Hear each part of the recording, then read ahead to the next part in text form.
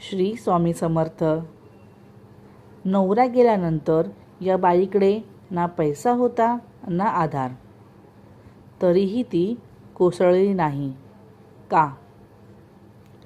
लोक म्हणाले ही बाई संपली, पण एक निर्णय सगळं बदलून गेला.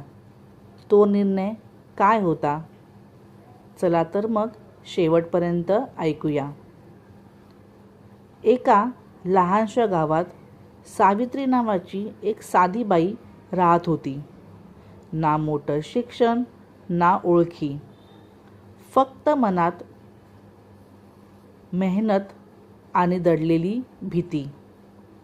नवरा गेल्यानंतर घर, मूल आणि जबाबदाऱ्या सगळं काही एकटीवरच पडलं. लोक म्हणायचे आता तिचं काही होणं शक्य नाही.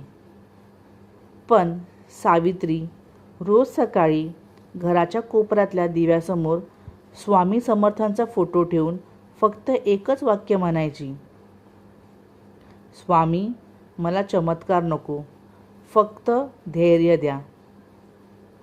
तिने काम शोधलं, पण कधी अपमान, कधी नकार, कधी पगार न मिळणं.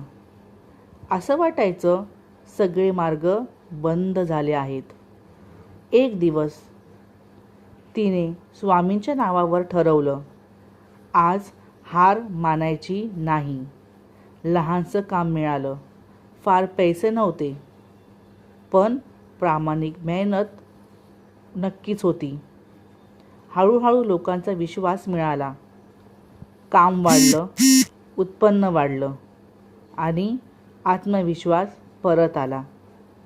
आज सावित्री म्हणते, स्वामी समर्थांनी माझ्या आयुष्यातील अडचणी नाही काढल्या, पण त्या सहन करण्याची ताकद मला दिली.